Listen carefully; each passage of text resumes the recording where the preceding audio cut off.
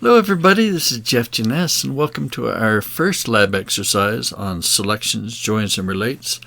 And in this lab exercise I just want to get you some practice at using some of these basic selection tools. We're going to see how to select things on the screen by just drawing little boxes. We're going to learn how to select within tables. We're going to get a look at the Select by Attributes tool, get a look at the Statistics tool, which gives us some good information on selected features. And we're going to learn how to, when you make a selection, maybe you want to save that as its own little special separate data set. Now, I'm using the Coconino National Forest MVUM roads. It is located in your additional data folder. And I'm also using the world imagery as a base map. If you're not exactly sure where the roads are, if you hit the Add Data button and you navigate to your class data folder, just go into the additional data folder, and we're using this layer file right here. So that's what I've got loaded up. All right. Let's start. First thing we want to do once you have the data in there, we want to zoom to the extent. If you haven't done that before, you can right-click on a layer and go to Zoom to Layer. It'll take you right to the extent. All right. So let's step forward. First thing I'd like you to do is try the on-screen selection tools. These are pretty simple. If you go to the Map tab, then you see this little box here, Select. This will let you use different shapes. It usually defaults to the rectangle, and you just draw a little box and it selects everything that intersects it. But there's other options here. The circle draws a radius. You draw the radius and it'll select based on that. If you want to get fancy, you can do a polygon, which lets you get something complicated. The lasso just lets you draw. I'm just holding the mouse down and it's drawing this curvy shape like that. So give these a try. The line just lets you draw a line across, double click, and it'll select all the features that intersect the line. The trace is a little more complicated, and it's kind of a cool one. If you do the trace function, it will actually snap to the feature and follow the feature. And you can select all the things that follow that exactly. So it's a handy little tool. Okay, after you've made a selection, I would like you to try clearing that selection. That's right here. Clearing the selection, there's several ways to do it. This button here up in the ribbon will clear all features from all selected layers. So we could do that. If you wanted to, if you just had to clear from a single layer, you could right-click on the layer, go down to Selection, and then there's a Clear Selection option. That lets you just clear one layer. You can also clear from attribute tables. We can open up the table for this, and this button right here will also clear any selection. So for example, if we had some features selected, well, now I have 10 features selected. I can hit this thing, and now they're unselected. So pretty easy. Okay, next thing is to see how many features are selected. Let's just switch this to a rectangle again. Just draw that. Okay, we can see it in a couple of places. First off, in the table, like I showed you down at the bottom, another good way is to change it's listing them in the order that they're drawn in the map. If we switch over to this thing, it'll list the layers in terms of selection, and it'll tell us that this feature class has 11 features right now. It agrees with this down here. Now I'd like you to try this sort by selection thing. It also lets you disable on-screen selection. So if I uncheck it, let me clear the selection first. You remember right now we got this rectangle. I can draw it like this. It selects them. All right, that's all clear. But if we uncheck this box, remember this is while we're in the list by selection thing. If we uncheck it, now it is no longer selectable when we draw on the screen. Go to our little rectangle, draw a box. Nothing happens. We have to turn that back on before it will become selectable. So think about why would you want to do that. I have run into this issue quite a bit when I have several vector data sets in my map.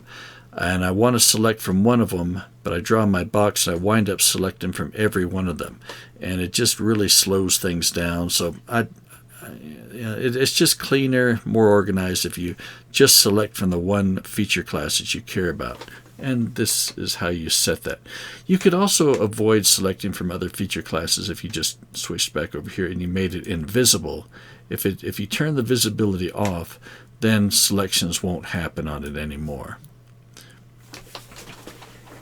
Okay,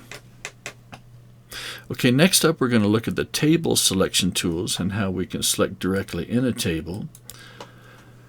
So I want you to get used to the various ways of doing this. If we had a selection, like right now I have 10 selected. First we got these two little buttons down here.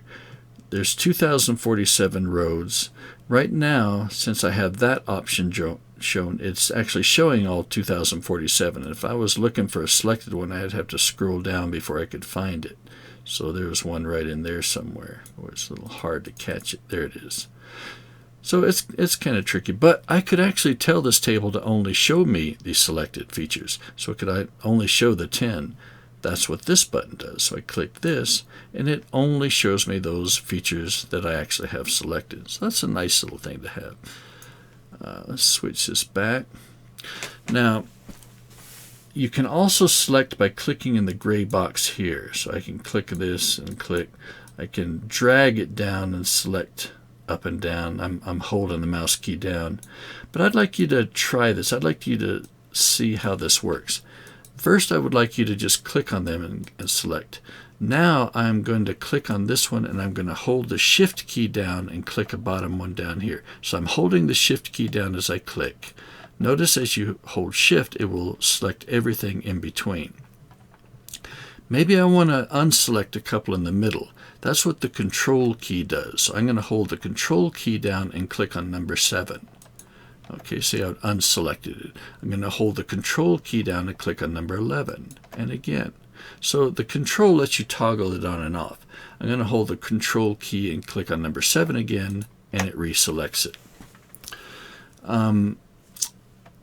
There's an option here to flip the selection. We're going to try that in some other exercises, but if I click this, then everything that wasn't selected will become selected and vice versa.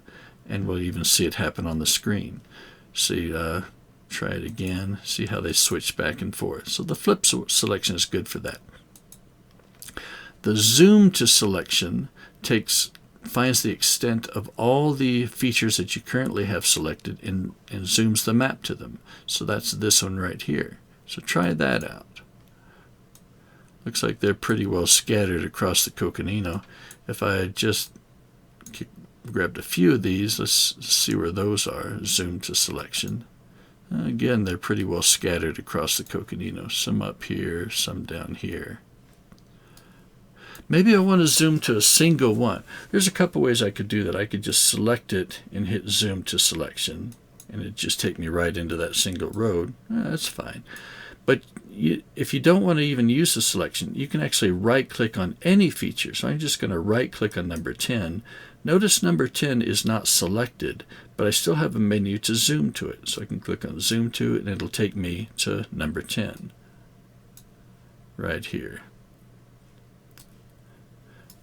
So you can move around quite a bit, and you can do a lot of selection options from within the table. Another similar option, zoom to a feature will find that feature and zoom us right into it, and it'll change the scale to meet it. So notice that we're at 1 to 1,275 scale right now. That's what zooming to a feature will do. But if we wanted to just pan to it, so I'm going to just right click and get that same drop down menu. Now there's a pan to. Pan to will move me, it'll center the map on the center of that feature, but it'll leave it at the same scale. So I'm going to pan to whatever this feature is. I'm not even seeing it. I bet it is in a funny curvy shape. Yeah, so it actually zoomed me to the center of this feature here, and it left me at that same scale, so I couldn't even see it. So panning will move you to it without changing the scale. Let's pan back to our last one, and it still leaves us at 1 to 11,000. So that's what panning does. Okay, next up we want to take a look at the Select by Attributes tool, and we'll see how you can select features based on attribute values. You can get it in a couple places. There's a Select by Attributes in the ribbon here. There's also a Select by Attributes in the table itself. They both bring up exactly the same tool. So this option right here is Select by Attributes.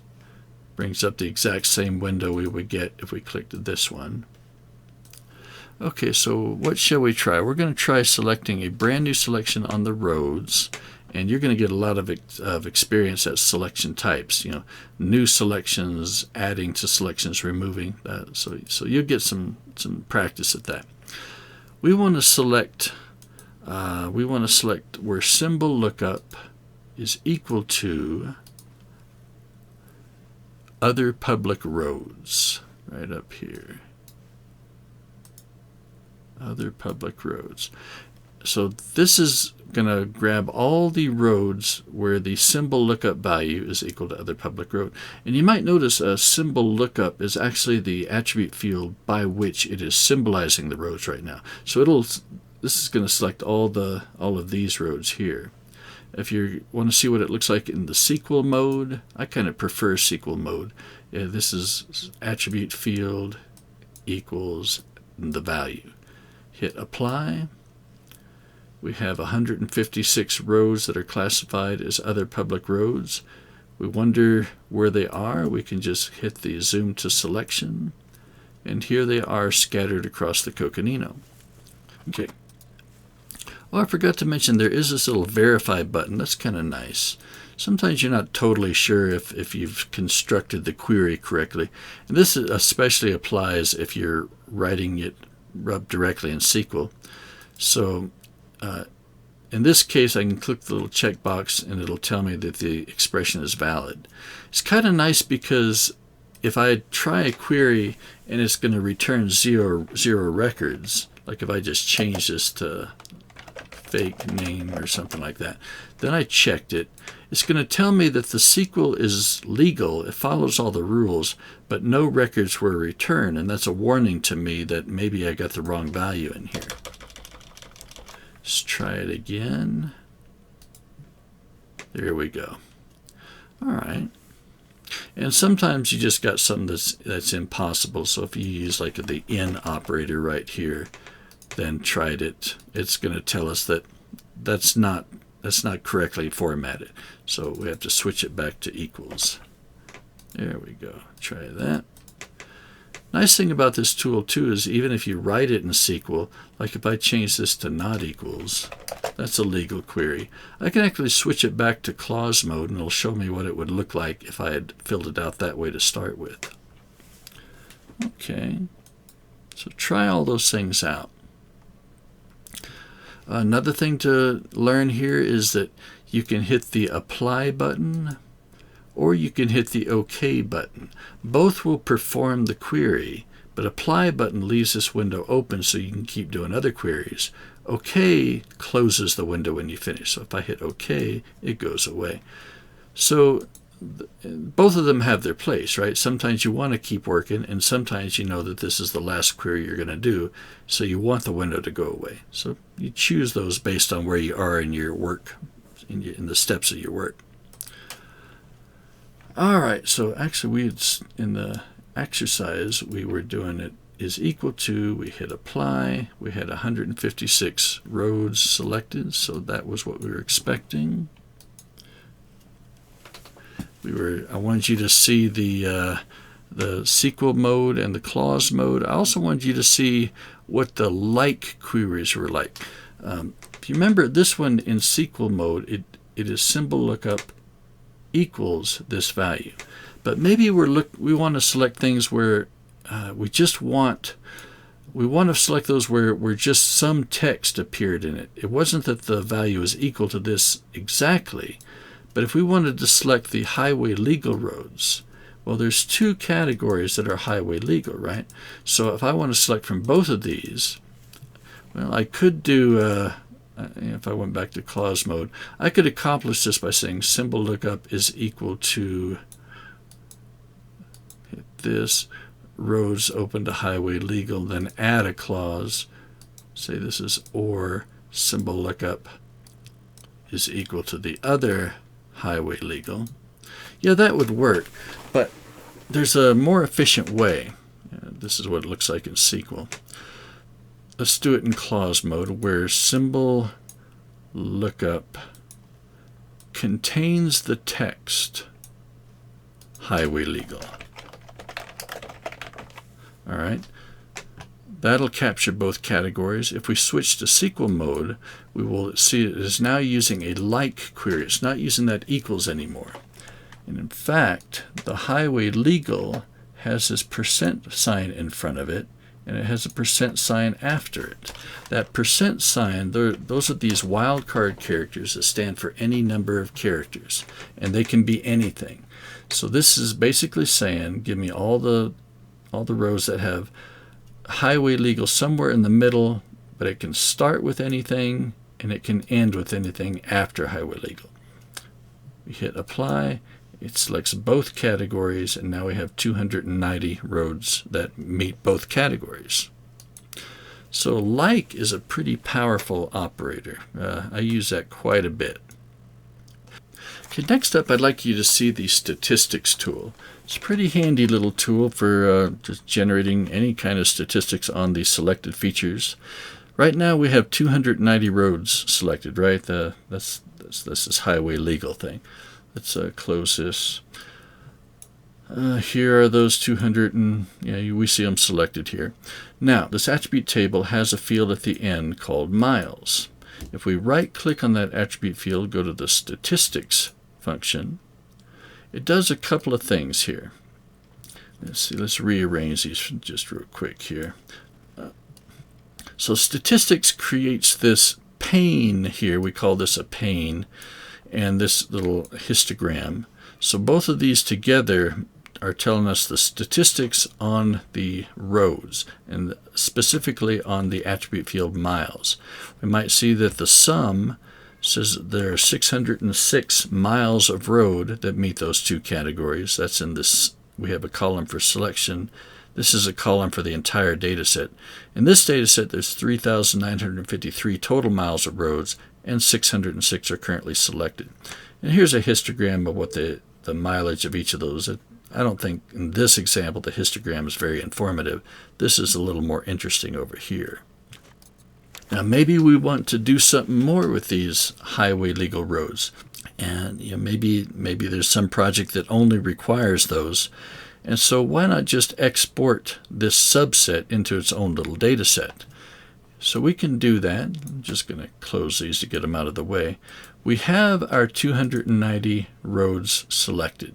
In order to export them to a brand new feature class, we could right-click on the layer, come down to Data, and Export Features. The Export Features tool comes up. You can choose wherever you want to save it to. I'm going to just name them Highway Legal. And just make sure you remember where you're putting it. Hit OK. It will export that little subset. Now I have a brand new feature class named Highway Legal, and that's them. And it only has those highway legal roads. Yep, and that's all there is to it. Thanks so much, everybody.